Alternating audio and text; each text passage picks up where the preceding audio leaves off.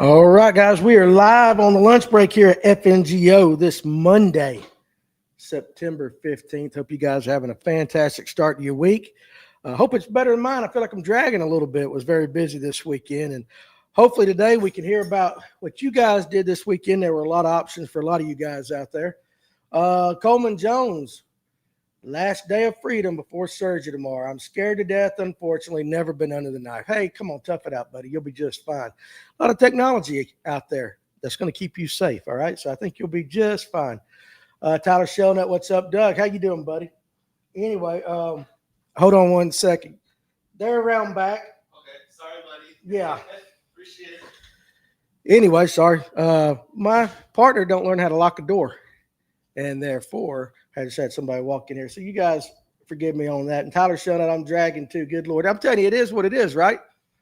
But there was a lot of things going on. Had some guys fishing some tournaments, had some good weather for a lot of you guys out there fishing. And as well, opening day of deer season for everybody out there. Bow season started here in Georgia. Or, hey, maybe you just watched college football. There was a lot to do. All right, I see up there Alex Press. How you doing, buddy? So anyway, you guys, we can go whichever way you guys want to go with any of it. Got some other stuff, too, that I was looking up on Fishing Wire today. I get an email every morning about some industry news, and sometimes they put in some articles that, you know, some days it's fishing tips, other days it's this, what's going on behind the business, all that. So I got a couple of things written down there as well for you guys. Cameraman Cletus, what's up, buddy? And Fred Ashcraft. So anyway, for those of you who got out there and hunted a little bit, let me know. I didn't get to hunt. I was working on that Jeep I was telling you about, which I can at least report and say that the leak has been fixed, right? Justin Ramos Fishing, what are we eating for lunch? Buddy, I'm on about my third cup of coffee right here. That's what we're eating, Copenhagen and coffee. Lord knows I need it right there. When you get to my age, if you're bending over a motor or underneath the car all weekend, Mondays you're a little bit stiff, right? And that's what I'm working on. But still, just to let everybody know, I'm still down another 2 pounds there, Cletus, very much. Bow season about to kick off down in Louisiana. Keegan, I hope I say this right, Vidrin, 516. Yeah, it started this Saturday here in Georgia. So I just don't know. I haven't got any reports other than what I've seen, a few smatterings here and there on social media about guys actually catching. So I got fish on the brain. Shooting a few with their bows. Good work, Danny. Eat more food. Doc Holliday had back surgery in November. There you go. Liquid diet. Yeah, well, not just today. Dogs were very lucky they were not prepared for that game. I don't know if they weren't prepared, Danny. I think Tennessee's just a little bit better than everybody thought they were. So, I mean, seriously, I mean, the Dogs played their games. I don't really know. I watched it. I watched Tech kind of going back and forth between that and working on the Jeep, and I had them all on the like I got my phone signal up here on the radio. And when something big was about to happen, I'd go in for a second, watch it, come back out, work on the Jeep back. And I did that for the Tech game and for the Georgia game. A team that wasn't ready to play was LSU, if you ask me. Keegan's going for the record and hog hunt thermal. There you go, dude. That would be awesome. I'd love to do a thermal hog hunt. Tennessee is just that good. We were prepared enough to secure the win. Yeah, that's true. And Tech winning was awesome. But I admit, listen, I like Dabo. Dabo is a good, fine man. Whether you like him as a coach or not, he is a fine man. And so even though Tech beat him, sometimes I just feel bad for Dabo. But it was a very good weekend for football. And even, it culminated last night with the Falcons beating the Vikings in Minnesota. So I didn't see that one coming, and I watched that. My neighbor got a doe 2 minutes into the season. There you go. Well, we actually had a chance. I had a chance yesterday right after church to run out to some property that I got in Milton, permission hunt, and put a solar thing on my camera, for the battery, and put out some more corn. And we've got a bunch of does, and a couple of decent smaller bucks. But Louisiana would be the state they've overran the wetlands. Yeah, man, 100%. Let's see here. What's up? Did you see my white rooster tail I posted on the brag board that I found in a tree yesterday? I thought about you when I saw it. I did, but I've been busy all morning, and I haven't had a chance to really comment that much. Dabo does need to use the portal, and those are good eating, 100%. Now that I got a few of you guys on here, I want you guys, if you please could, I want you to go to the FNG group page on Facebook. I tagged an individual, started a GoFundMe for LJ. For those of you who don't know, LJ just had triple bypass surgery. He's also having to deal with some of his diabetes. His kidneys are flaring up. And they're trying to raise a little bit of money to help him out because, of course, he's going to be out of work for a while. So just if you feel led, I'd love for you to go there. Listen, it doesn't matter if you got $5 or $5,000. I'd love for the FNGO crowd just to go if you can and you're willing. Please give something to that and just try to help them out and just, show them a little bit of love. If you're not a GoFundMe kind of person, and I know there are people out there that don't like GoFundMes, and you still want to give, either A, I'll get you where you can Venmo or PayPal them maybe something directly, or you can do it to me, and I'll make sure they get it. Okay, either one of the two is well. But I'd love for you guys to go and look at that. He got out of the hospital finally, and he's probably grumpy as all get-go, trying to get up and walk around the house. I guess I'd be grumpy too if somebody just, cut me open to do everything. But triple bypass, think about that, guys. Triple bypass, and he's not that old. He's just a little bit older than I am.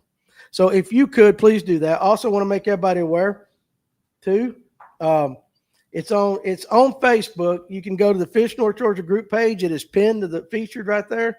Or my personal page. I just shared it to my personal page. I told the individual that put that out there that I would try to share it around and let you guys know. So if you could, please do that. Now, also, too, go ahead and let's see. Okay, so Nick D's talking to some other guy over there. Sorry if I missed a comment over there, Nick D, on TikTok. And absolutely pray for a healthy recovery. He needs it too. My weekend went pretty good. Again, I was able to take a YouTube. No, let me do this because I want to make sure I get this out of the way. And then we'll get to talking, because once I get to talking, I don't shut up. December 6th, Toys for Tots. I'm going to get with Danny and the gang, see if we can start signing up this weekend. We'll figure all that out and get all the information out on the Fish North Georgia page and on the group page. But I've been telling you guys, mark your calendar, but it's time now to go ahead and get ready for that tournament. Got a couple months, but it'll be here before we know it. It'll be cold before we know it. It'll be Christmas before we know it. We want to make sure these kids out there that are a little less fortunate than maybe we were and all that have some Christmas. That's what it's all about. And you guys get the fish to do that. So December 6th, Toys for Tots, Big Shanty Bass Masters. You'll see the information on the FNGO group page. I'll get with Danny and them this week so we can start getting you guys signed up so you can participate in that. Now, with that being said, I'm impressed with myself because I took a Hemi, 5.7 Hemi, and I'm not mechanically inclined. And I took that joker all the way down, pulled the harmonic balancer, did all that stuff, opened up the timing chain, replaced it, cleaned all these gaskets, did all this kind of stuff, put it back together because it was leaking. It was leaking water either from the timing chain, timing cover gasket, or from the harmonic balancer seal. I don't know how to do that, but with good old YouTube, I can do that. And I actually did. And I put it together last night, and it did not leak. So I'm actually proud as hell of myself that I could do that. It's amazing what you could do with TikTok. Take your time. Now, I do have one problem, though, boys. Everything is working as it should. But I got one screw left. I actually got, I have a screw, a bolt, whatever, left. And I don't know where the hell it went. YouTube has taught me so much for sure. Now, okay, Alex, I'm going to give it to you. That's right. Always that one extra. Like, I really, really have no idea. I think it's more from like a cover than, the actual like on the motor. Maybe there was like, because I took the whole front of the Jeep off, or maybe, I missed it where I was trying to tie where you add window fluid or something back to the front. That means you're better than the engineer, Mason Randall. There you go. But I was like, I put that in last night. I filled it full, and I let the air all out of the system and all that. And I took my time putting coolant and everything back in there, and I'm just praying the whole time. I'm like, Lord, just please don't let this thing leak. Finally got it all ready, and I went to crank it up, and I crawled up underneath that. And I was like, y'all, I could have danced. Like, I probably did dance a little bit. I'm glad you guys didn't see it. But I got everything done, and then I was cleaning up, and I looked and went, Shit, where'd that go? And Alex Purrs, I asked Alex. Alex was in Orlando. I said, dude, help me out here. I said, I got a leak. And not Hutchie. No, I do not have any kick frogs in stock. Sorry about that.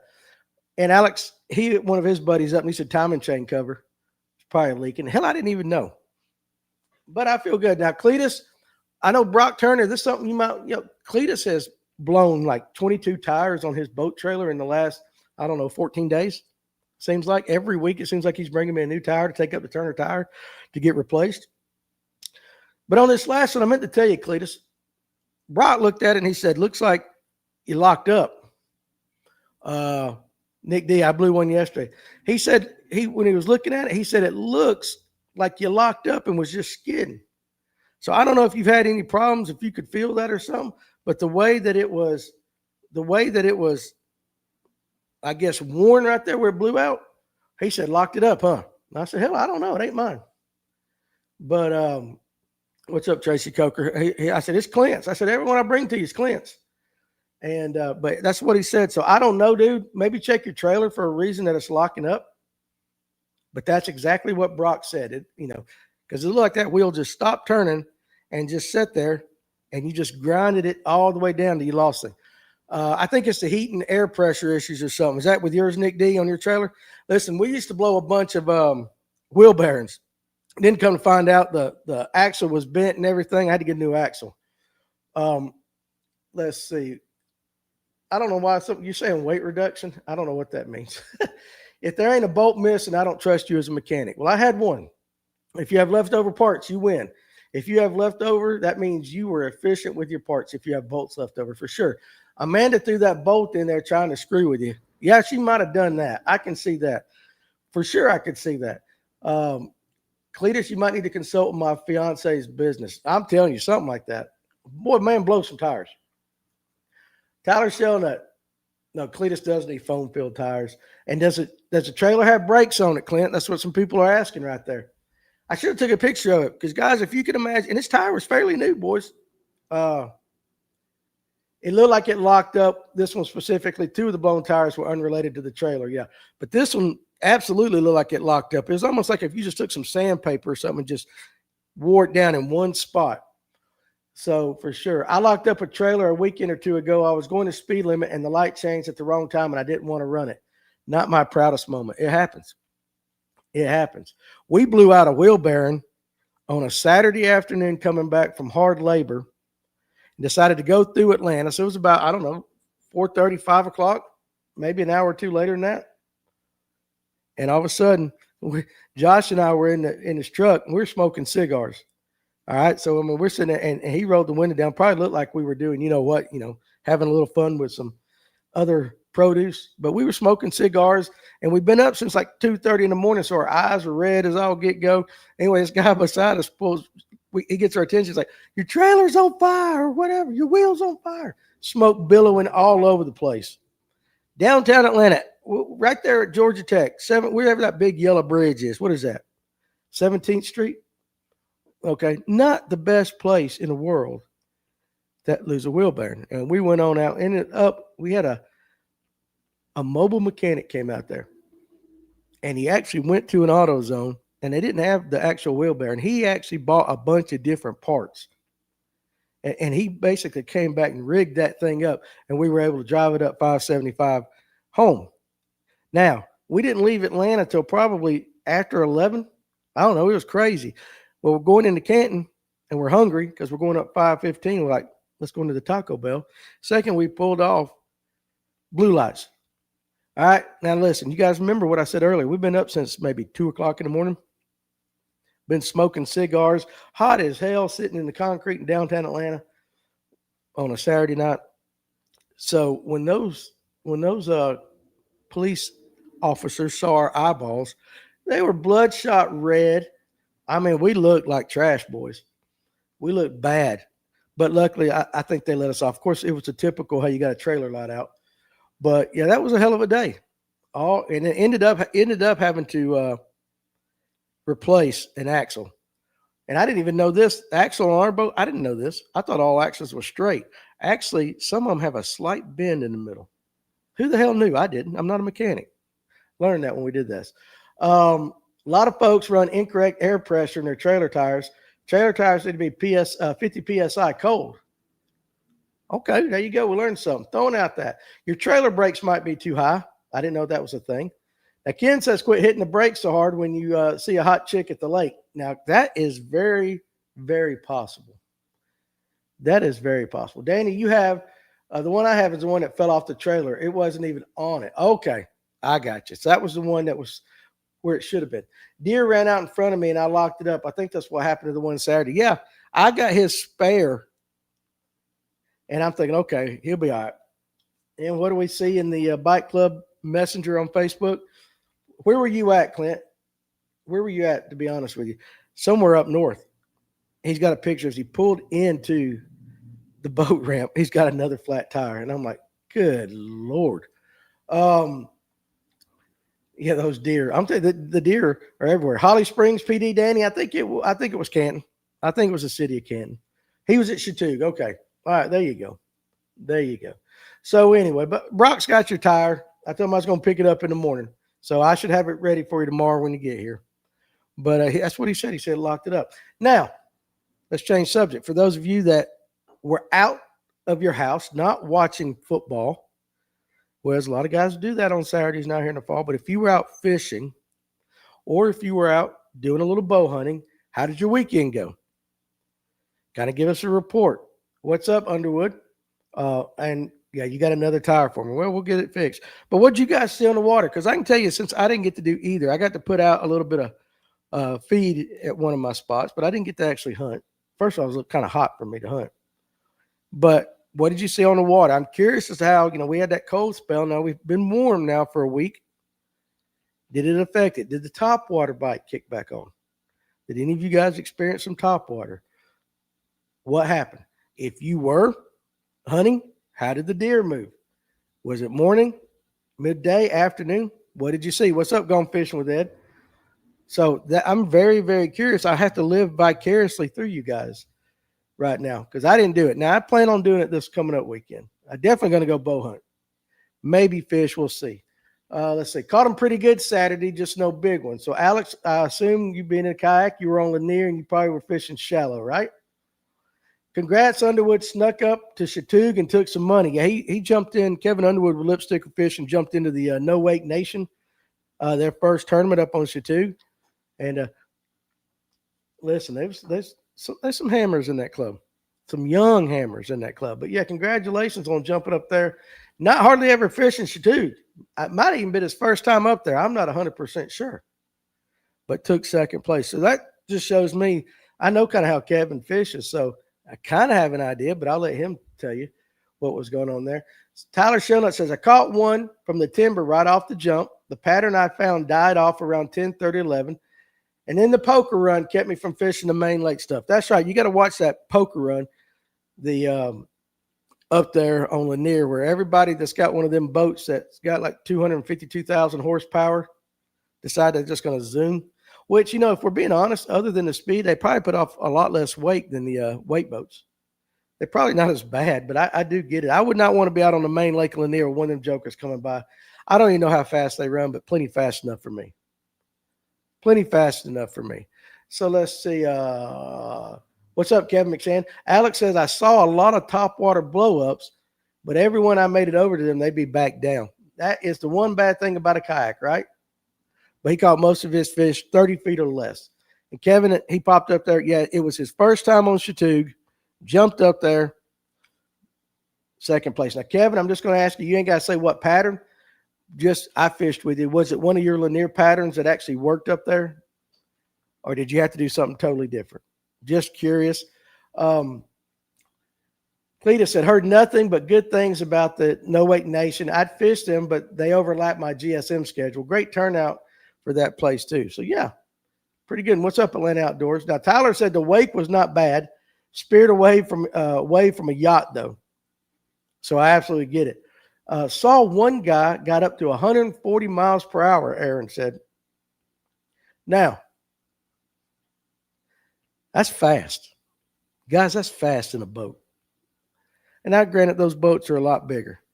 But I know how nutted up I am running 70. I can't imagine going 140 miles an hour in a boat. That's crazy, Aaron. So Kevin said he did not use one of his linear techniques. So he went up there and found something different. And I'll get the juice out of them later on. Tracy Coker said, I went out with Underwood yesterday and learned quite a bit. The poker run kind of screwed with the fish a little bit, but we found quite a bit of topwater. Okay, there you go. Which is, we talked about that the other day. And I got something too I'm going to read to you guys here in a second about topwater in the fall. John G said, I was only about to submit 3 bass in a tournament I was on Saturday on Sinclair. Turned around and caught 24 Sunday. Okay, you only had 3 on the Saturday. Then you caught 24 on a Sunday on the Oconee River. Popping frog, Brazalo buzzbait with a horny toad, and a wacky worm. Half of them were on top water. There you go. That's awesome. Yeah, it's crazy how one day you can absolutely slay or have a rough day and the next day you can slay or vice versa. What I was curious about, though, was the topwater. Because we talked about that last week, topwater bite being off for the last couple of years. And so it's kind of, been in my head. But when I was reading that Fishing Wire email today, some of the articles that come on their site and all that, they'll let you do that. What's up, Farmer? They'll let you kind of read these articles from, actually, I think it's other companies put it out, and they just post them on their thing. I think that's really what they do. This was from lurenet.com.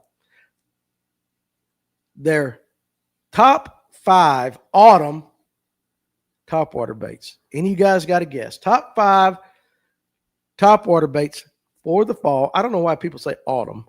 It's fall. Be Southern, say the fall. How many of you guys actually say the word autumn? I can't wait for autumn to get here. It's deer season in autumn. No, hell no, you say fall. I can't wait for the fall. But anyway, they put out their list of the top 5, which is kind of funny because if you ask me, it's just kind of like scattered all over the place. But you guys can throw it out there what your top 5 are. Pumpkin spice popper, Critterbug Custom says. Yeah, right? I'm telling you, pumpkin spice. That's some nasty crap, too. I tried one of my daughter's drinks or something last year with that pumpkin spice. I don't get it. I just don't get the love. Plopper, popper, buzz, walking bait, and frog. Plopper, popper. Dude, you watched the article. You read the article, didn't you?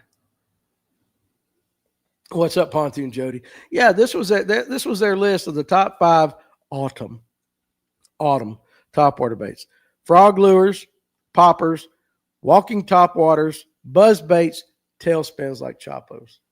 And I'll tell you why they said that here in a second. Colton Posey, good morning, everyone. I got on a solid bite from 11 a.m. to 7:30 p.m. Thursday on a Brazalo Weed Whacker buzz bait. Nonstop bites like a kid in a candy store. Absolutely. Underwood said, I'm not going to say too much. About to do my live show, and I'll go into detail on there. It'll work anywhere, and it's a fall pattern. I caught 30 to 35 fish up there. There you go. All right, Lanny, you said you didn't. You guessed real good, man. You guessed real good at Land Outdoors. Now, Cletus said he caught one on the OG in Breaking Fish Saturday. I guess they were busting the top. Just about every bait review the past years is that. You're right. You're absolutely right. Kirk, had a good night Saturday with the Spro Blade 65 frog. It's a fun frog. Absolutely. Tracy Coker says, walking baits, buzz baits, pop art, a riser. Doc Holder said, I knew a girl named Autumn, and she was hotter than a $2 pistol. There you go. Sound like a stripper's name. That's just me. I don't know. You get some of them weird names like that. You just wonder where they're headed in life. Schooling spots on Weedowie for all you cultured people. Wouldn't touch anything but a jerk bait. That's kind of interesting. Here's why they said their things. And you guys can talk about it. We'll break down the frog first. And basically, their reasoning behind it was grass mats are starting to break down in the fall from the bottom up. So underneath now you got a lot more room, so to speak, for bass, bait fish, brim, whatever, to get up underneath that, and all that dying vegetation attracts you little bitty, phytoplankton, all them little bitty critters at the brim, and the small fish eat, and the brim eat, and the food chain right there. So that's kind of why that was their number one. Definitely number one, frog lures, because the vegetation is starting to erode from the bottom up. That Spro E-Pop is hard to beat. Spro E-Pop, blue chrome, that's my favorite on Lake Lanier hands down on Latham. Any lake that's got spotted bass, they got bluebacks. There's a ton of great baits out there, but I don't know that you can do that much better than a Spro Epop blue and chrome. Let's see. That's exactly how I caught them on the river, although I did go through 3 packs of green pumpkin with gold flake Cinco's wacky rigs. I'm proud of you, John G. Absolutely. Anytime somebody catches fish on a wacky worm, you know I love it right there. Now, Alex says Autumn is definitely a stripper name. Don't ask him how he knows. Alex, is that some bike club information that you need to share with us right there? I'm just curious. I was going to name Tatum, my middle daughter. I wanted her to be named Dakota. And my wife said, no, that sounds like a stripper name. I'm like, dang, baby, I like Dakota. She goes, nope. So, and then we messed up, named her. My oldest is named Taylor. She's named Tatum. My youngest is Danny Lanier Pruitt III, but since he's a third, we call him Trey. So all of them really are T's. Man, I'm telling you what, as you get older and you want to fuss at one of them or tell one of them to do something, when you name, one of the biggest mistakes we ever did, naming all your kids starting off with the same letter. Absolutely not the smartest thing we ever did. And then if you call one of them the wrong name, they look at you like you don't love me no more. And I'm like, good grief. It's not my fault. Oddly, I like fishing a drop shot at depth where it almost looks like a floating worm. Oh, yeah, I get a shallow. I get that. Green pumpkin with gold flake Cinco are deadly. That glitter is killer in the sunlight. Now, John, I want to ask you this. What do you think green pumpkin with gold flakes is representing? Just when you throw it, you got on there. What's going through your mind when you got that green pumpkin with gold flake? I know what I would think. Let's see. Doc Holliday says the Autumn he knew was a waitress. You got a good memory, Doc. DP's Fishing Misadventures. I've read on Gunnersville to find the right mat. Listen to see if you can hear the brim, etc., sucking from underneath. Now, I will tell you this. When we went up to Chickamauga 2 years ago, something like that, first time I ever fished grass of any kind like that. Now, Gunnersville was a different world, but I remember Ryan and them going up there, and they had the frog, and that's what a lot of people thought was going to happen. And him and Farmer always said, listen for the brim popping. So that is something that I have heard before, but I can't hear. So the brim could be just, unless I see them physically doing it, I don't know that I could hear a brim pop. Maybe you guys can. But sometimes I get selective hearing too, and I act like I can't hear, but I hear every word you guys are saying. But in that instance, I just don't know that I could hear a brim pop. But that's what a lot of people say. It's 2025. Autumn is an OnlyFans name, Kirk Blackador said. Clint, did you just say his middle name is Lanier? Yeah, just like me. Danny Lanier Pruitt. I'm a junior. He's a third. Now, his boy that's supposed to be born in January is going to buck that trend. No more Danny Lanier Pruitts. They're going to call him Maddox, which I'm fine with. Let's see. I knew we were in trouble when Mama used the whole name. Exactly. Now, Don't Fish with Dad said he'd think he's doing a golden shiner when he's using that green pumpkin gold flake. Makes sense. I just got my hot pickup where I have half a bottle of hot sauce from my boat poured out and soaked into my back seat. Smells like an interstate strip club in here. Good Lord.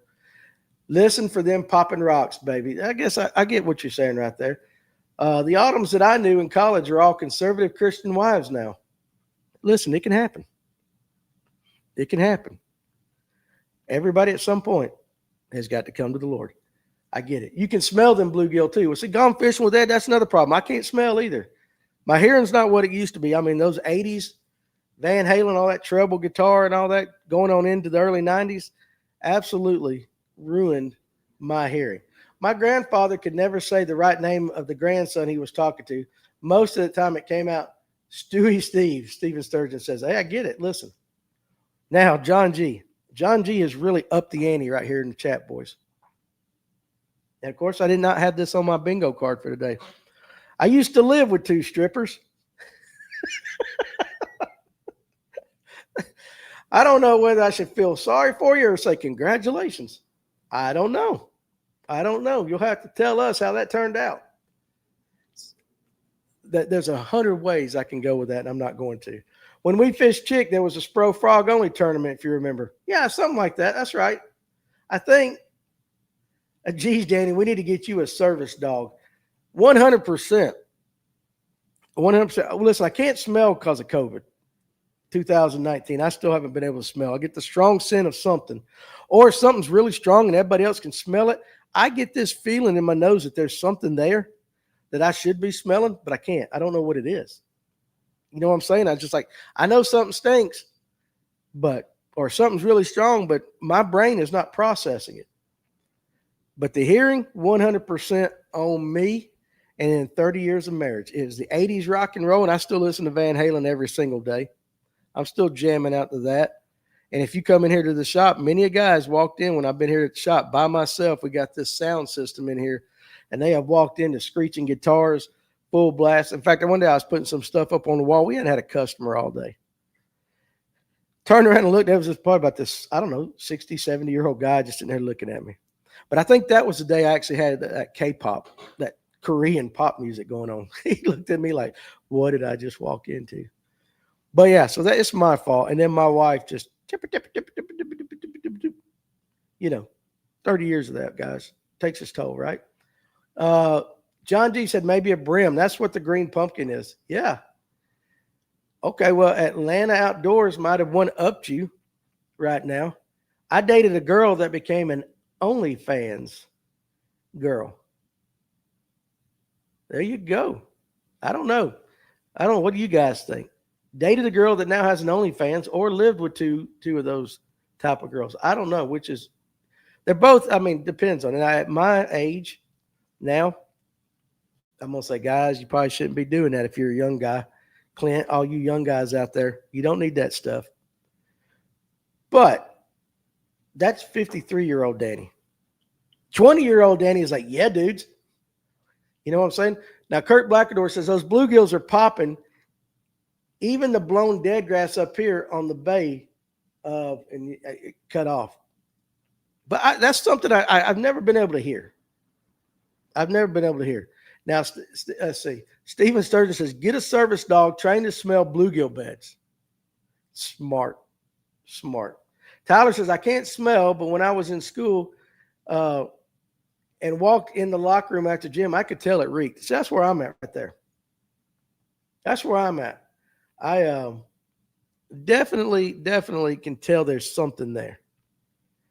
And I see guys up here going, oh, my Lord. And so, we'll get a pack of scented baits in, or, Kitex from, when they send, if you order directly from Kitex, not through a distributor, they come in a cardboard box. They are wrapped in newspaper, and it's all in Japanese. It is like literally, hell, that's what it was packaged. It's literally Japanese newspaper. You want to talk about a bad Saturday night? Open up a cardboard box full of Kitex. All right? That will remind you of one of those that you just keep to yourself kind of nights. However, now I don't get to experience that anymore. I'm just like, yeah, I know they stink. I got a short story that blows those out of the water. Okay, Clint, I can't wait to hear it. Now, Tim Hancock says, I could tell you a story about one of my girlfriends and my guitar amps. Just tell me if it had something to do with like what Howard Stern did and a lot of bass. I think that might be where you're going. Kurt Blackador, or a box of Gambler plastics. Yeah, so, it stinks. Oh, I've heard it. Oh, yeah. Yeah, Clint, listen, Clint might have you guys. He might, and I can't give out this information. This is Bike Club specific information that you got to be a member of Bike Club to know. But I will tell you this, the story that Clint's got, yeah, that might be one. He might be the only guy on this thing to have experienced what he experienced. And probably for good reason, because most of you guys aren't like that. Anyway, off the strippers and back to the fish. Number 2, they put poppers. The reason that they said poppers are good is because they mimic prey and bass feeding sounds. And then they gave kind of like 3 or 4 different techniques, like a long, slow drag.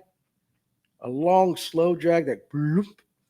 the sound of feeding bass. You get that medium retrieve. It's kind of a combination of bass attacking things. And then when you go really ultra fast, then the popper's mimicking fleeing bait fish. Okay, fleeing bait fish. Let's see. We find fish sometimes by smell. Right now, you can smell areas of the lake where they are feeding heavily.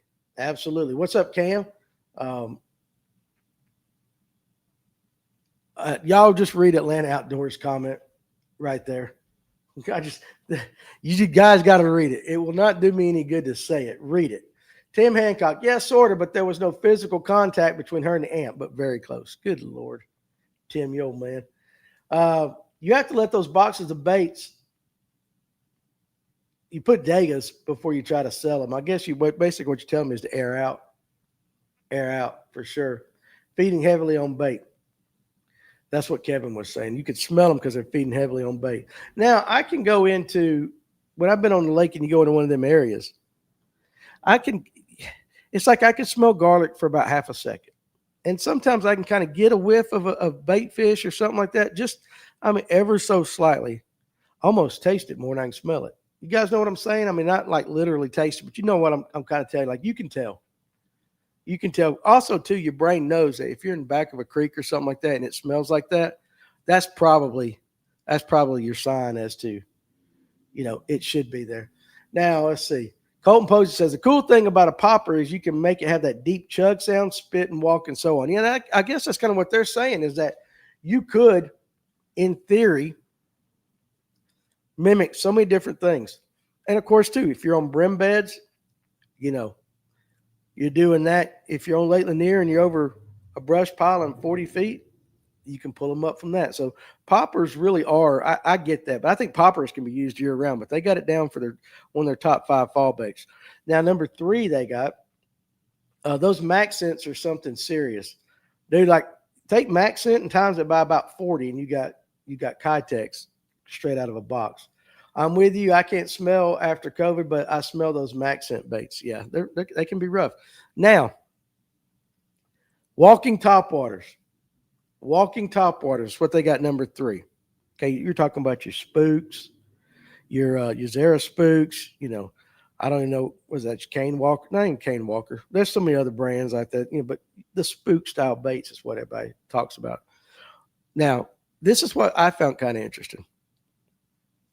It said they relate your walking topwater baits to large schools of shad. Large schools of shad. And I don't know if that's kind of what I think when I'm throwing a walking topwater. I don't know. You guys tell me, is that what you're thinking? But relates to large schools of shad. Sammy's a good one right there. Lucky Craft Sammy. I love those back in the day. They were good. But a large school of shad. Never thought about that when throwing a walking topwater like that. Castaic and Spro E-Pop are my favorite poppers that went outdoors. Has anyone fished a snag-proof soft popper yet? I just picked one up to try. Definitely I have not. There's another vote for Zara Spooks.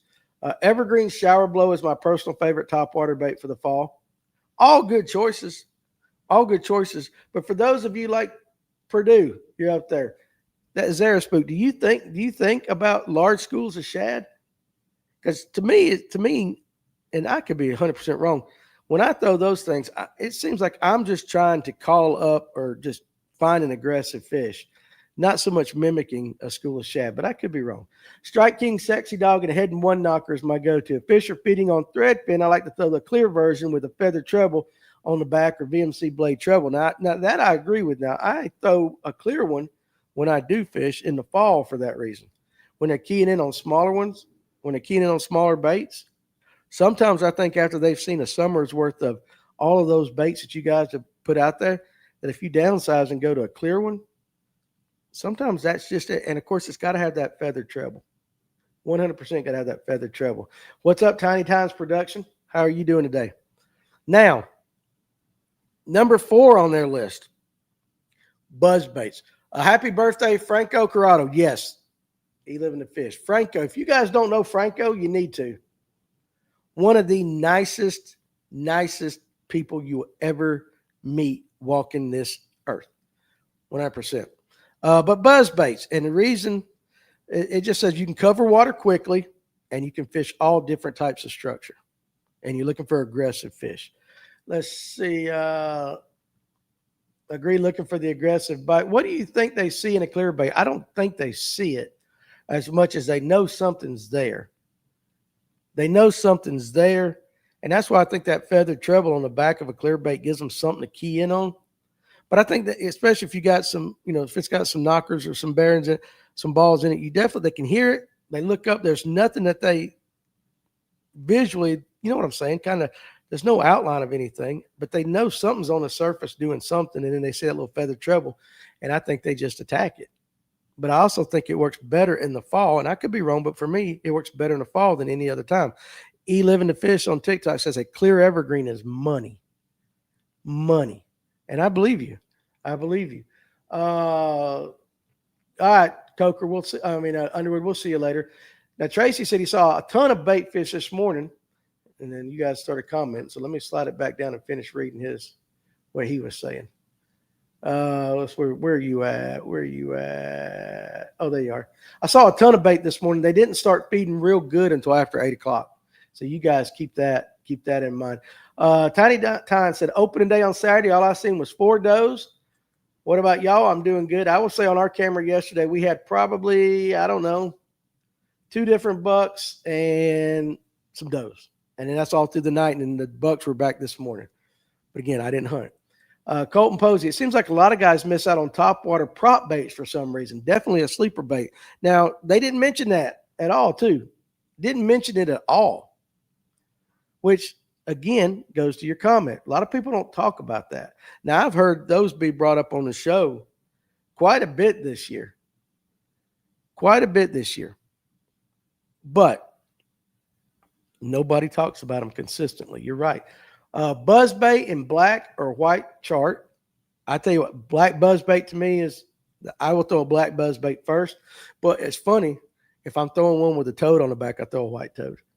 I don't know. It's just in my mind. Tim Hancock says, I remember talking about a clear spook on the first podcast I was on. People act like they had never heard of one. I remember that, seems like. Cam says it's their lateral line in the works. Danny, what rod and action do you like for the buzzbait? I tell you what I did last time. I'm one of those that I'm not schooled enough to give you a good answer. There are smarter guys. I put on the rod that it feels right. And the last time I did it, I actually threw it on that KGB swim bait rod, threw a buzzbait. And the reason being was I was going to throw a Buka, and I had all my other rods set up. And I said, you know what? Let's just go ahead and put a buzzbait on this and first thing in the morning. I forget the length of it. It's got to be 7.6, 7. I mean, it's a longer rod, big stiff rod. But I actually love throwing that buzzbait on that rod. And it's not a rod that I think is designed for that. So I'm not the guy you want to know. You guys out there, y'all answer that question. What rod length and action do you throw your buzzbaits on? Because like I said, I've always thought you go by individual feel. Even though they set it up for certain things, if it feels right, throw it. And that's what I do. Dude, my old green GLX 7.1 medium heavy. That's what Living the Fish throws his on. She's got some knockers. I'm all about it. Clint. I threw a buzzbait all morning Saturday with nothing. Would follow it up with a worm and get bit. Thought I'd get them on a buzzbait for sure, but nope. Chris Johnson on TikTok said he throws his buzzbait on a 734 Dobbins. Okay. Water displacement. We're back to the clear up top, the clear top waters. Messick says, good answer. That's why I was asking. Everything else we talk about had color, but clear does not. Yeah, I think it's more like they just know. One thing Underwood told me that makes a lot of sense. When we're looking at his forward facing and all that, and you make a throw, and sometimes it's bad, sometimes it's not. Sometimes they don't react. But he always says, he goes, they may not react to your bait, but they know it's there. You're in their bedroom. You're in their wheelhouse. They know it's there. So even with a clear topwater, they know it's there. There's something. So you got to understand too, honestly, think about a fluke on top, just a regular fluke on top, and you pull a spotted bass out of 40 foot of water. He knows it's there. He, she, however you want to say it. They know it's there. So I think the sound, just the displacing of the water, something. But I generally see it more in the fall when guys are saying, "Oh, the bait fish they were hitting are so little." That's when I see a lot of guys start talking about it. I'm not saying you can't use it year round, but that's when I see it. Fred Ashcraft, off subject, with deer season back, don't forget to strap into the tree. It only takes 2 seconds. Absolutely. I remember last year we lost a young man up here opening day. Opening day from a accident with a stand. You got to, yeah, 100%. Especially if you're one of those that like to hunt out of lock-ons. I mean, you need it with everything, but lock-ons especially. All right, especially. I put a red hook on the front of my top water baits, Tim Hancock. I can believe that with you. Modern wigglewort or Spro rock crawler at Land Outdoors. I'm a rock crawler guy. I don't think you can beat a Spro rock crawler. And you might have guys that argue the DT series or whatever. I just personally, number one, they got 52 billion colors. So you can find one that suits your needs. And they got good colors. Number two, it's built very well. Number three, it's got hooks.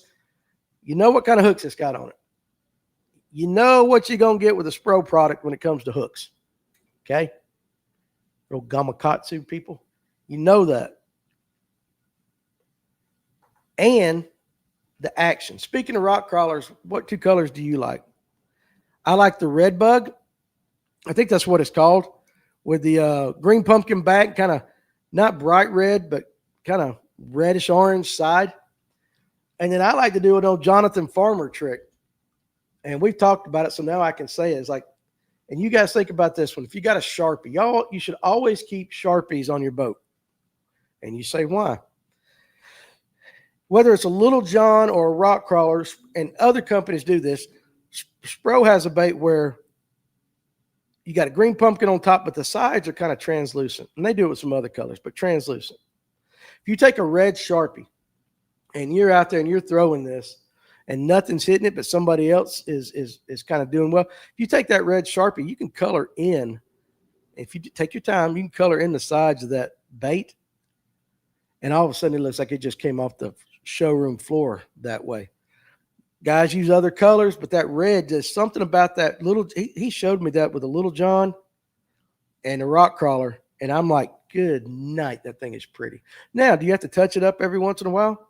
Not like every cast or nothing, because it's a Sharpie. It ain't coming off. But if you start catching some fish and all that, you might have to touch it up, or eventually that red will wear off and now you're back to your original bait. But those are the 2 colors. I just like anything green pumpkin. A lot of people were throwing that one. Oh, what was that color last year? Had a lot of purple in it, almost PB&J-ish. And then there was that Stone Cold. I think that was a color too. Some of those. But I keep it simple. I will say I watched Ryan slay one day with it was just straight, like almost just an orangish one. Solid orange, very basic. Might have had a few little accents in it, but I'm that red bug guy. Let's see. No one throws a devil's horse much. I want to, but hate the way they cast. That's why a lot of people don't throw the original Rapalas anymore, because they can't make a long cast. But apparently the new ones that come out, they fixed that and put a weight issue in it so you can actually get it out there. Let's see. Let me catch up on some of the comments. Now, Michael Hefner says a loose mock smash, medium heavy fast for the buzzbait 7.2. Yeah, there you go. What's up, Big Bait John? I used to love them dollar buzz baits from Walmart. They've actually caught fish, right? They really have. Now, you might only be good with one fish, but they catch fish. Purdue says, I think mine's a 7-foot medium heavy St. Croix tournament legend. You bougie thing, St. Croix there. Tim says, I make my own buzz baits, white with a red prop. I have a video of me catching a 6+ on my YouTube channel. Yeah, y'all go check out his YouTube channel for sure. Colton Posey says medium 7-1 medium heavy fast and 15-pound fluoro for a buzz bait. Great control casting with 15 pounds. Coker, my buzz bait's on a 7.2 heavy fast. John G, I've been throwing a black horny toad with the orange belly on my Brazalo bushwhacker buzz bait. Been working good for me. Chris Akins, rock crawler. Listen, it is there. It's almost that time. I broke my hooks off my chug bug this weekend from catching so many big ones, Coleman said. I saw you. Listen, look like you had a good day. Looked like you had a really, really, really good day. So let's see. Stephen Sturgeon says, looking for a harness that doesn't castrate you if you do take a fall. That's for sure. And Atlanta Outdoors. Last year was the first year I used a rock crawler. That sparkly shad color caught more than the others. Red crawl patterns did some catching too. Now, one thing too, a lot of guys, and this is just, again, this is me noticing and listening to the guys that come in and talk and all that. We think orange and red and all that stuff, especially when it gets really, really cold. But them spots, and yeah, they're up there. They're up there doing that. They're on that crawfish bite, things like that. But those spots are still, if shad come in the area, they're going to nail them. Now, I'm sure largemouth will too, but I'm just talking late Lanier. A lot of guys will still throw that sparkly shad all winter long. They'll try your reds and oranges and your blacks and blacks, you know what I'm talking about, those crawl colors. But a lot of guys will still throw that one, that shad color. My favorite rock crawlers look like they were dragged on concrete to the boat ramp. That's when you know they're busting them. So yeah, I mean, and I tell you what, that's one thing too. Like with a spotted bass, when they hit bait right, they leave them marks. You can tell, and that's a really good feeling that when you pull out and you show, well, look what they did to this one right here. I need to put in some effort into the rock crawler. I got a bunch of them, but I haven't thrown it a lot, dude. Especially if you got rocks, you just beat them. Beat them things in the rocks and change up you can burn them through there. You can change it up, let them float back after they hit a rock. But I've seen, and everybody thinks rock. But I've seen some big largemouth caught on Lake Lanier on a rock crawler throwing at a red mud bank. Generally, I see more largemouth caught on a rock crawler on those kind of banks, those muddy banks that I have on the rocks. Generally on the rocks, I see big spots. On the mud, I see largemouth and some spots thrown in it, but I see largemouth caught doing that. I need to put in some effort. There you go. I got you. I base my cranking color more off the color of the water versus time of the year. Hey, to each his own, for sure. But I will tell you this, as a retailer, coming right about December, that's when you're going to get your fire crawl, and not just but that's when it starts. December through February, maybe early March, right before you get to spawn. That's when your fire crawl sell. Your orange, any of your crankbaits that have crawfish patterns, especially those that are brown orange with a little red. Your straight up lipless cranks in orange and red. This is when they sell. Okay, this is when they sell. And think about a methylate worm. That's a springtime thing, kind of cold. Sometimes you can, and bubblegum. That's when they really start selling, is right about that spawn, a little pre-spawn right there before that, through the spawn and a little post-spawn. But that's when you see those colors. So sometimes as a retailer, you can just kind of tell it's this time of year. And you'll see guys start ordering certain colors. Green pumpkin's one that goes year-round. But when it comes to crankbaits and things like that, it's just something that you notice. As fall turns to winter, Georgia crawfish typically change to a darker hue, shifting from the greens and browns to the darker browns, blues, and blacks. Yeah, 100%. But they also, you see a lot of them will have that on the top, and then they get that orangish color on the bottom a little bit. I just know that's when they sell. But I do know that like Ark has one. I know Rapala has one. Farmer loves that demon, whatever that color is. Demon. 100%. From your experience with a rock crawler, do you get hung up a lot if you're around wood? If I'll be honest with you, Colton, I don't throw it around wood that much. I'm not saying you can't. I don't throw it around wood that much. I do know watching Farmer, fishing with Farmer. I remember we were on Notley. Now, I think he was throwing a DT. Now, he would run that joker right into wood. He would absolutely chunk it right into wood, bring it through, hit it, let it pop up. He didn't care. I'm not as confident as he is. Let's see. Cletus says, crawfish get a red pigment promoting substance from the vitamin A found in the algae and other vegetation. With less in the winter, crawfish can become deficient, causing them to turn blue. Now, absolutely, we've seen that. I've only caught them on a red bug rock crawler. There's a lot of good colors out there for sure. Cam says, I found that when I run my buzzbait on straight braid, it seems like it stays on top water better, and I can slow the retrieval down more. Now, Cam, I want you to answer your own question. Why do you think that is? I mean, I want you to, seriously, why do you think that is? Let's see what your answer is. It runs bad. I don't want you other guys to answer. Just want Cam to answer that because we're teaching him the buzzbait game. Messick, is that why they get red in the springtime, Clint? More stuff for them to eat. I mean, that's it. It's definitely some, but we do have blue crawl, like the Chattahoochee crawl in North Georgia. They can get some blue on them for sure.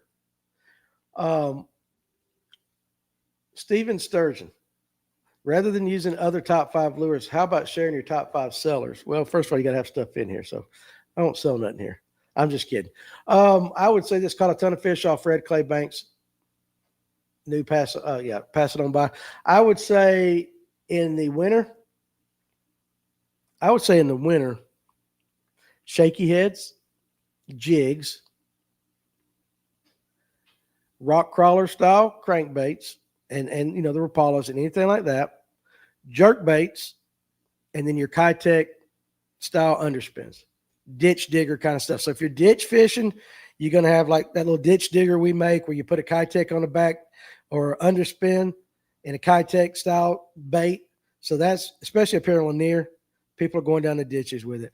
Jigs, big in the winter. Shaky head because it's everybody's confidence bait. People throw it in the winter.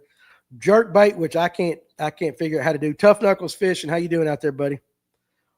Jerk bait, and then of course your crankbaits. Those to me. Now some guys will throw things all year long, but that's what I see.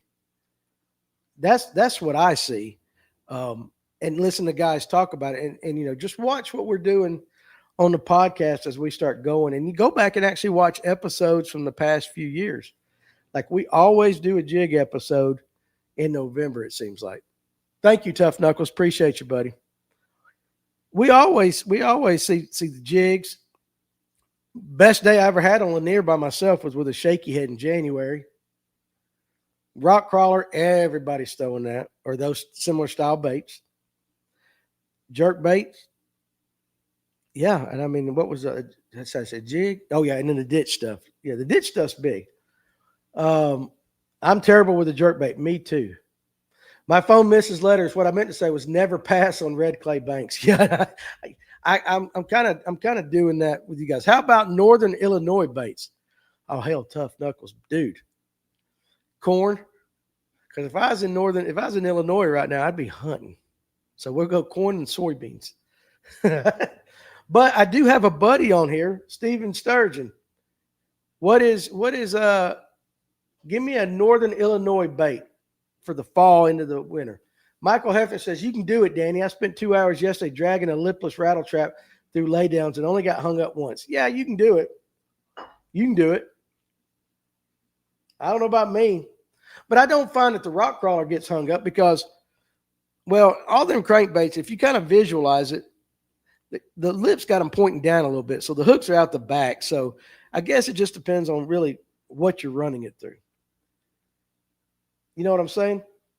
What you're running it through. You're right, Cam. You answered that question correctly. The braid floating, 100%. So you're picking it up, dude. I know you just started with your buzz baits and all that, but I think you're liking it from what I see. Farmer's back. He's training a new hire. I get it. Yeah, that thing. Wacky and Neds have been working. Now, Tough Knuckles, what are you going for? You going for largemouth or smallmouth up there where you're fishing? The wacky worm works everywhere all the time. Neds, they work too, but guys down here, a lot of guys don't think they're sexy. But now smallmouth annihilate them. Absolutely. I paint a bunch of our weedless Neds, and I have to put them through, I make them pink. The head's pink and yellow and things like that. And it's always for those guys that are going up for smallmouth. Worming a crankbait or running a crankbait through laydown is one of my favorite pastimes. And I just told him that, Farmer. I didn't remind him. I told him about when you and I went up to Notley that one time. And you had, I think it was a lipless. You were burning right through all them blowdowns or whatever up the river channel or something like that. Yeah, smallmouth love them. I wish we had a smallmouth lake down here called Blue Ridge. And the spotted bass got into them. And so there's still a few smallmouths left. There's a lot of hybrids, but the spots really overrun it. But that was awesome to go up to Blue Ridge for sure. Messick says, I feel like I could take a shaky head with a green pumpkin Cinco up there and catch some fish. Hey, listen, I catch fish everywhere for sure. Farmer says square bill. That's what he was throwing that day. And wasn't it bright red? Wasn't it pretty red, Farmer? Remind me. And also, Farmer, aren't you the one that likes throwing the DT6, DT8s in the wintertime? Seems like, and it's in that demon color. I just want to see if I remember correctly. It's been a hot minute since it was wintertime when we talked about this last year. Messick says if it gets cloudy, add gold flakes to it. For sure. Worming a giant is worming how you supposed to say it? Worming a giant crankbait through wood is also fun. Or working. You guys got fat fingers out there this Monday because 2 of you put worming. All right, so here you go, Tough Knuckles. My buddy Steven from up there says spinner baits, Neds, and flukes work for both smallies and largemouth around Illinois in the fall. So, yeah, I mean, you got the Ned game right there. Wacky works for everything. And he added spinner baits and flukes. Makes sense. Farmer says when we were up on Notley, the square bill he was throwing was bright red. And, yes, that demon color is lights out in the winter. I knew it was you that liked demon. Now, Dave said that too. Maybe me with the DT series. Farmer may like them as well. Yeah, you both have probably said that. I know Farmer salivates when he gets around that demon color in the wintertime. Now, Atlanta Outdoors pulls out a reliable drop shot. Works everywhere. The drop shot does work everywhere. Speaking of which, make sure you guys go to the FNGO group page and help out LJ. He is the drop shot Jedi, right? Help him out, support him after his triple bypass, and he got some kidney problems, and he's not going to be able to work like he should for the foreseeable future. So you guys definitely help them out. Make you feel better when you help somebody out, right? $5, $50, $5,000. It doesn't matter. Go out there and help. Michael Hefner, I throw a square bill if I'm just kicking the tops of the laydowns. Ticking. I said kicking. See, you spelled it right, and I said it wrong. Ticking the tops of the laydowns. I like the lipless because I can count it down and fish it at roughly any depth throughout that laydown. You know, speaking of that, when Drew Cook was on last time, he talked about Lake Lanier. A lot of guys throwing all these things for these suspended fish or fish over brush piles. He throws lipless cranks, little rattle traps and stuff like that. Number one, because he can do what you said. He can get it down to a certain depth, work it at that depth, whatever. But also, too, he says they don't ever see them that much. So you guys think about that, too. Always do that. Where are we from? North Georgia, Tough Knuckles. We Georgia boys. Or old men, whichever one you want to say. We're from Georgia. You can't tell by the accent? You can't tell. I need the minnow to work for me. I throw them all the time, and I've not caught that many. Listen. I guess, you got family in Savannah. There you go. Yeah, we're in North Georgia, about 45 minutes north of Atlanta. We're up in the mountains. Those are flatlanders down there in Savannah. But beautiful place. I like going down there. You know, there's some guys that minnow bite ain't been doing, as well as a lot of guys have here lately. They're seeing a ton of them. So, and I was assuming you're using live scope, because why throw a minnow if you're not, right? But I tell you, if you want to learn how to throw it, get with guys like Clint and them, go out there, watch some cast videos, but go out with Kevin Underwood. Now, he's more the fluke on the minnows and all that, but there's a lot, all these guys, if you take a bit from this guy and a bit from this guy and kind of work it around, you'll come up with a daggum plan, I promise you. Coleman says, I had to force myself to pick up a minnow this year. You need to go out with about 3 or 4 different ones tied on, different weights and stuff. It was hard for me at first. For sure. I like yo-yoing a lipless across a sharp point around drop-offs. I know some guys that will do that as well. Rocky Mountain PFA up there's got some, on West Antioch's got a bunch of rock piles. There's other lakes like that too. But I know a lot of them guys will yo-yo that off those rock piles. I think Tim McGuire even talks about doing that. I think he talks about doing that some. Those are for largemouth. But yeah, I never, ever, ever threw a lipless until this year. I hate to say that. I'm 53 years old. I never messed with them, but I caught my first fish on a lipless this year on Allatoona in the middle of a tournament because they weren't hitting anything else. Now, it was an Allatoona special. It was like 12 3/4 inches long and weighed probably 0.92 pounds, but I can say that I did it. Messick says, I put all my minnow rods up when my scope broke. Okay. Yeah, you can't do that without it. It's easier with it, right? What hooks do you guys throw a fluke on? And I'm going to get to that in real quick. Tough Knuckle says, my son bought me a 6-cent box for Father's Day. How do you do your underspins? Around here, real quick, you either put a Kitech on the back of it, paddle tail, or a lot of guys, who's in the photo? That's Van Halen.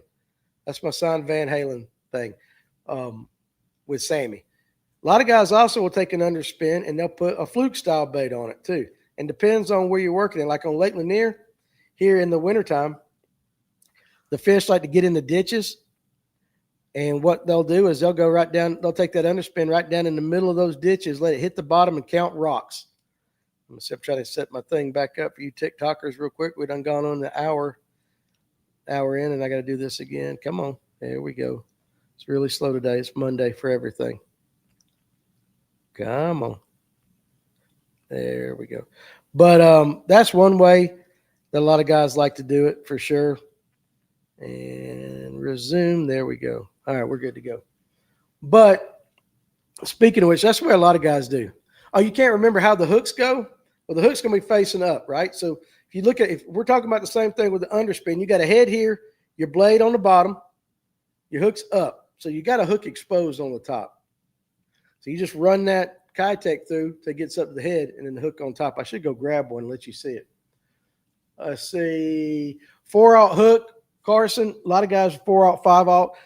I'll be honest with you, if I want a lot of action, I'll nose hook it. I'll nose hook it with more of a drop style wacky worm hook out the front. I don't really see a big difference in the hookup ratio either, because when they hit it, right? But that's it just depends. Most guys will throw it on a 4 or 5 EWG.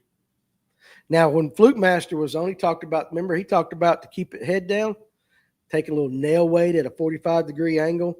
There's a lot of little things you can do. A lot of guys will throw a swivel about 12 inches up to keep it down. All kinds of different things you can do with a fluke to make it work different.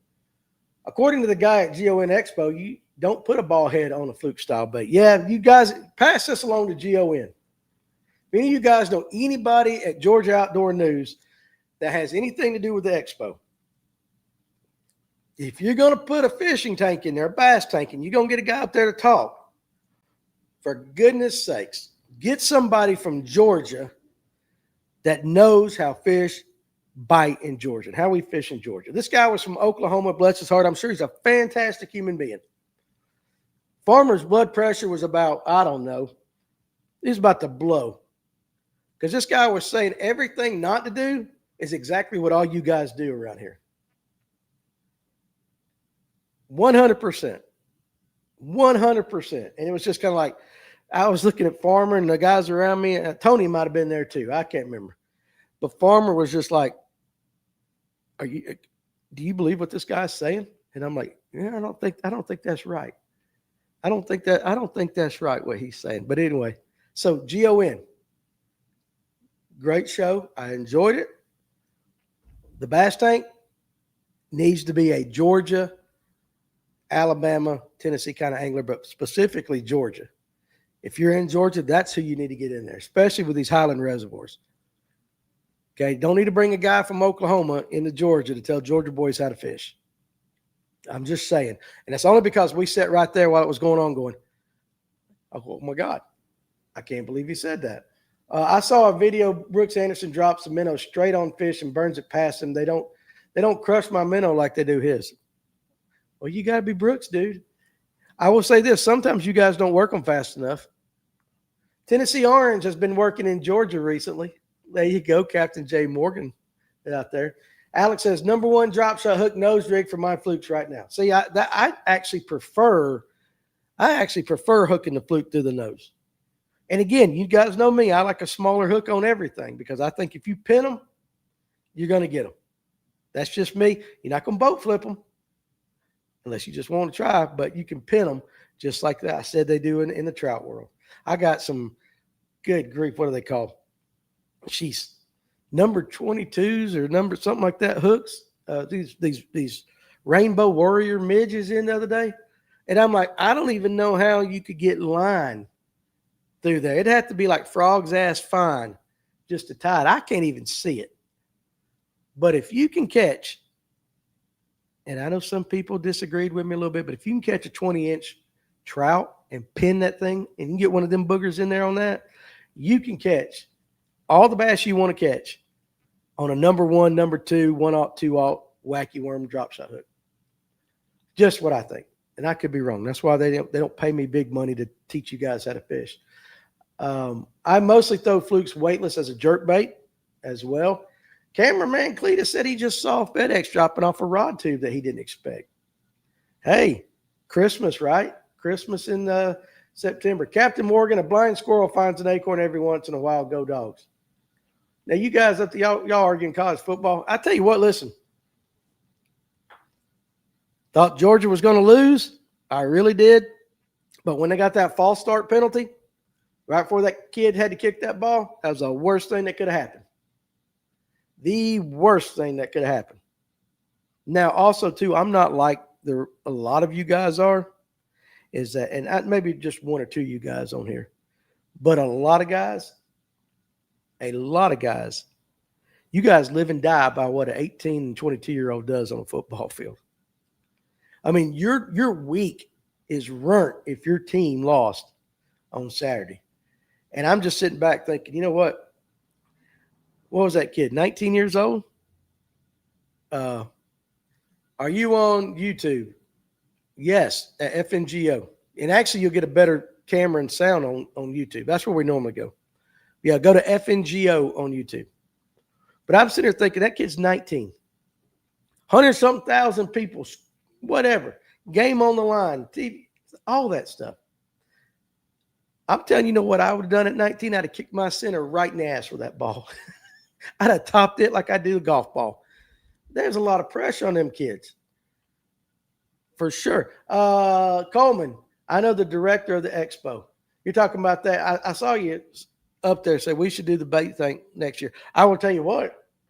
I'll help you get the right guys to do it, because you want the right guys teaching your local guys what to do right here locally. But 100%, they'd let me do the podcast. I'd actually might go do something there. Sorry, couldn't. You're talking about the Tech game, that orange. So you got, listen, I saw that too. It was a good day for Georgia sports. Good weekend. Doug Rice. You want to know how many guys took that information to heart? I will say this. Here's what stunk about it. Is you had these old guys there, but you had a lot of kids sitting there watching this guy. Were they paying attention? I don't know, but some of them look like they were. You know, and I know Farmer just wanted to go up and say, whoa, dude, that's not right. That's not right. But yeah, I know. Doug, I hope not too many. Messick says, I'm staying out of the college football debate. I don't know what South Carolina was doing. Y'all got y'all's ass kicked by a bunch of doctors. What's up, Peg Leg? South Carolina got their ass kicked by a bunch of med students. You guys don't even say, you shouldn't say nothing for the rest of the year. Now, it didn't hurt Alabama last year, but that's because Alabama's got that reputation. They're still a brand. South Carolina, seriously, dude. Now, again, my life don't depend on it, but yeah, I don't want to hear nobody bragging about South Carolina for the rest of the year, because you got whipped by a bunch of pre-med students and all that. Russell Wilson looked great yesterday. They lost, but put up 450 yards. Yeah, I didn't see that. I heard he had a good day. The loudest football fans never play a snap in their life. That's true. But that's in everything. And Tough Knuckles is over here now. Hey, appreciate you, buddy. Make sure you like and subscribe. Click that notification bell, all that cool stuff. But Messick paid $250 to see his team get whipped by the pre-med students in person. $250 to watch South Carolina play Vanderbilt. I question your judgment right there, Messick. And I know you like your team. I know you like your team. $250 to watch South Carolina and Vanderbilt. I don't know about that. I don't know about that. I'm questioning your sanity right now. You must really love your team. I wouldn't pay $250 to watch Georgia play the Falcons. I mean, like I'm not spending that kind of cash on a game where I can sit on my couch in my underwear, eating, drinking, being as nasty as I want to be, and watch that. Juicy T, have y'all used or heard of Trika? Trika. I have not, guys, in the comment section over here on YouTube. Trika, Trika. You guys know anything about that? I would love to get Paul Mark Sr. and Jr. on together for sure. Problem is, you can't keep Jr. in the state of Georgia or doing something long enough to get him on the show. That kid, if he ain't fishing, he's duck hunting. He probably, I guess he's got him a girlfriend, so he's got his girlfriend duck hunting. Probably works at the up there at the tackle shop for a little bit, or he's fishing professionally, or he might be deer hunting. He is never at home, ever.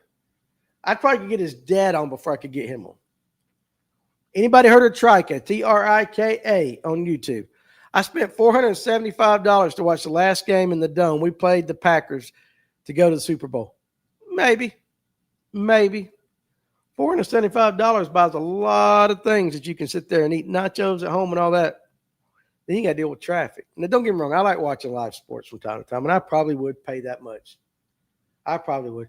Ooh, seeing on Facebook, Bobby Cox passed away. Well, I'll be dadgum. If that's true, that's sad. Bobby Cox, I'll tell you what. There's one record in baseball. When people talk about records in baseball, the atmosphere is an adrenaline rush.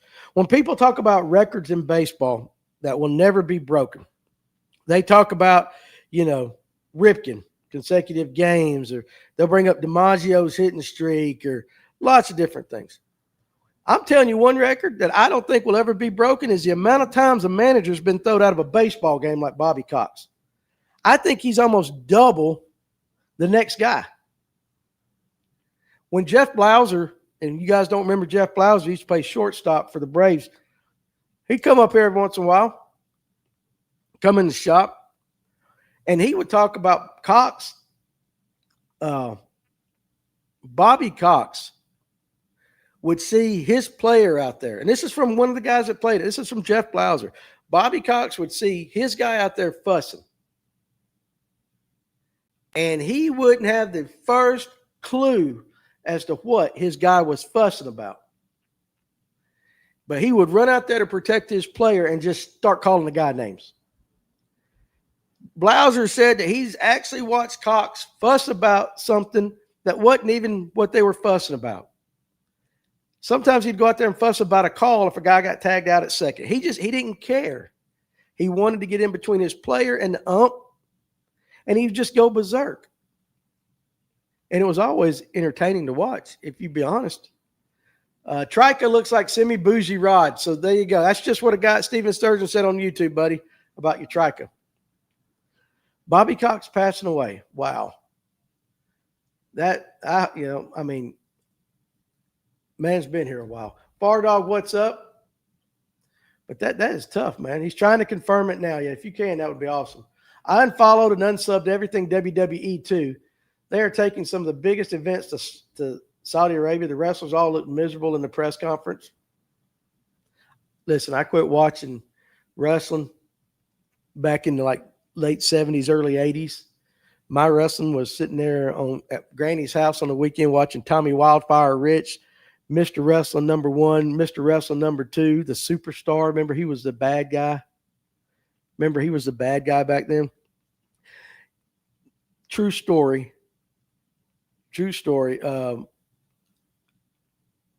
Okay, Peg Leg said, just sent my leg off to have a custom rod built that will look like my leg. LOL. Good Lord. For those of you who don't know, he's got one. Jake the Snake. Okay. Not true.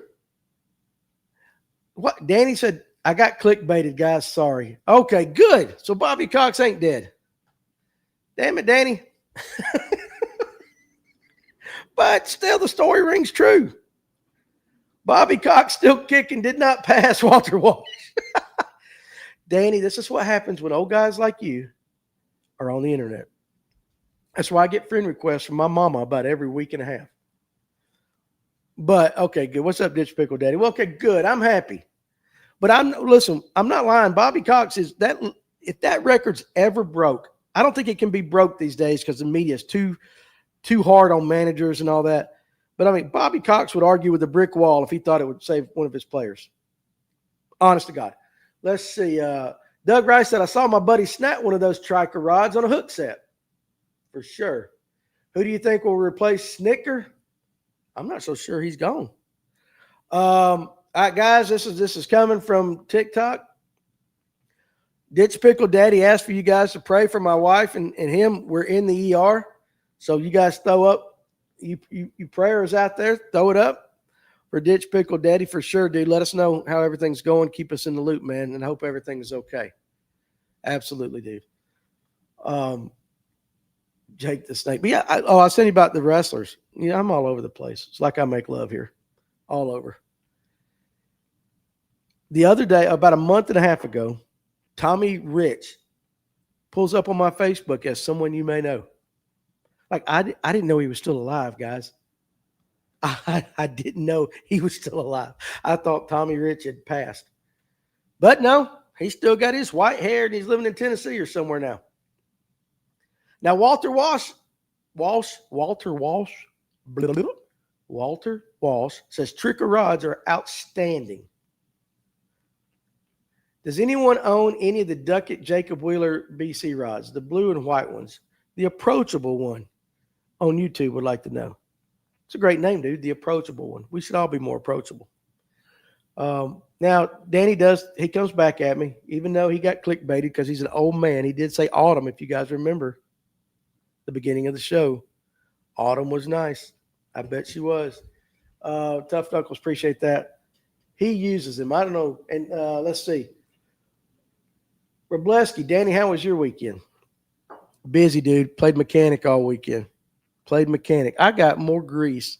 I've been digging grease out of places I didn't know I could get grease. My nails right now, I mean, if I went somewhere and somebody was just looking at me, they think I was a hard-working man with all the grease and dirt that's ground up in. And I mean, I scrubbed that stuff. I mean, absolutely got a knife under there trying to dig it out. I was doing all that stuff. Jeremiah Giles says, I have the Jacob Wheeler 7.4 chatterbait rod, but it's the Wheeler Select. It's the Wheeler Select right there. Atlanta Outdoors. Since moving to North Georgia in the Atlanta area, I have met Bill Goldberg and ran into AJ Styles in Gainesville. And Brian Justice wants to know, did you get it going in the car? I absolutely did, dog. I got one more thing I got to do because I knocked the power steering cooler, that transmission cooler, whatever on the front. I popped that thing out, so I lost a lot of the brake fluid or transmission fluid, whatever, and I got to fill it up. That's it. But other than that, heck yeah, and it didn't leak. Mr. Wrestling number 2, Tommy Rich, Tony Atlas, the Andersons, Tully Blanchard, Dusty Rhodes, Bob Armstrong, just to name a few. Yeah. I honestly thought Tommy Wildfire Rich had passed away because I didn't hear from him for like 2 decades. Out of sight, out of mind a little bit. But he looks the same. He just looks older. I quit watching after the Von Erichs quit wrestling. Yeah, for sure. I have not watched wrestling. I'm 50. Good Lord. I bet I ain't watched wrestling. Now, let me rephrase that. Occasionally scrolling Facebook or Twitter or one of those things, they'd have a little clip of some of them women wrestling. I might have stopped there for a minute, maybe. They didn't have women wrestling like that back when we watched it. It's probably a good thing, too, because I doubt my grandpa would have let me watch it. I just kept watching it. If I'm not working sports or concerts, I'm watching wrestling. Yeah, I never stuck with it. Never did. Jeremiah Giles says, I met Mark Henry this year at the airport in Austin, Texas, coming back from Mexico. And once the great Khali, but I never met any other wrestlers. Jeep Life. Who was it? Was Abdullah the Butcher? Wasn't that one? And, of course, you had Andre the Giant. I remember that. But you remember back then, though, we watched Gordon Solo or something like that was the announcer. And we'd be at Papa's house, and we would watch that because my great-grandmother God rest her soul. I mean, she was old then, but she had to watch her wrestling every weekend. She had to watch on Channel 17 on the Superstation. Danny, we got to put blinders on you to keep you from watching these women wrestlers. No, listen, I just said every once in a while on Twitter, I don't watch wrestling. I'm just saying maybe you come across like a little reel or something and you're like, oh, okay. So that's what wrestling is now. Anyway, my dad watched all the wrestlers you mentioned. Jimmy Superfly Snuka, Gordon Soul, that's it. Tough Knuckles, getting back to those underspins that came in that 6 cents box. There's no hook on him. There's a place to corkscrew the Kitech lure to. Oh, okay. Let me ask you this though, Tough Knuckles. Is that a line through? That head you got, is it a line through? Because if it's a line through, that's a totally different thing. Most guys around here, if they got a line through, they'll bring it in, they'll tie a treble hook on it, and kind of there's things that they can do to it. But it has to be a line through. I can't think of any other reason why they would have anything different. Tommy's 69 years old. The Rock is still the greatest of all time. Jeremiah, no. Come on. The Rock. WWE ladies are ex-stars who couldn't make it in the film industry. That's what I'm saying. I'm just saying, dang, I'm super late, Casey Weaver said. I'm just saying every once in a while I'd go, oh, you know what I'm talking about? You're not doing anything bad. You just go, oh. So tough knuckle fishing. If it's a line through, wrestling got too fake. Yes, it did, Clayton. Moist Donut, still one of my favorite names on this entire channel here. Danny, you didn't know about GLOW as a kid? Refresh my memory real quick.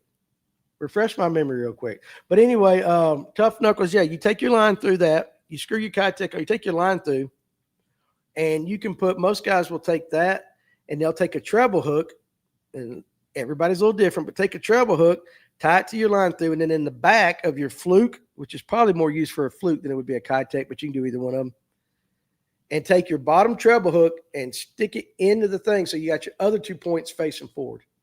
You get what I'm saying? Like that. So this right here is inside the bait, and now you got a treble hook right on top of it like that. But you have to use a line through. I think that's exactly what you're talking about. Without seeing a picture of it, it's hard. Oh, Gorgeous Ladies of Wrestling. Yeah, I didn't know that was a thing. Again, you got to remember, I watched it with my great-grandmother. Okay, we wasn't watching Gorgeous Ladies of Wrestling back then because she probably thought it was, there was a verse in the Bible against it or something. You know what I'm saying? I mean, you had to do that. I thought your favorite screen name was Pork Taco, but now it's Moist Donut. Yeah, Pork Taco was a good, but Moist Donut's pretty, I like that. Women's wrestling changed about 2010. They started getting less of the women of that, pole women, and getting more former athletes. Some of the women outwork the men in the ring now. The Saudi deal is not good for women, in my opinion. Women had been in too many bar fights, and it showed. Just never watched a lot of female wrestling, guys. I don't know. That's interesting. So anyway, I got old fella sitting out on my front porch. That was on that late night. Moist Donut said, yeah, for sure. I got a fella sitting out on my front porch that I guess he wants to come in here and maybe do some shopping or something like that. So here's what we're going to do. We're going to end it. Again, I want you guys to remember, please go to the Fish North Georgia group page. Look at the post on LJ. And if you could, please donate something. Parker, how's the Lakeland nearby? You always get here right when I'm getting ready to leave, Parker. To some of the guys, it was pretty good. To other guys, not so good. But there was some topwater reported in earlier. Some guys were catching some on topwaters. So I think it was Tracy Coker. So anyway, we'll see you guys tomorrow. Coleman, talk to us tomorrow and let us know how it's going. All right. And again, but you guys go check out LJ singing. And tomorrow we'll be back here at 12. And then tomorrow night we've got another live. Well, I'll figure out what we're going to talk about. So I will tell Brock you love him there, Cletus, for sure. So you guys be good. I'm going to get rid of my YouTube guys first. We'll catch you on the next one. We'll see you.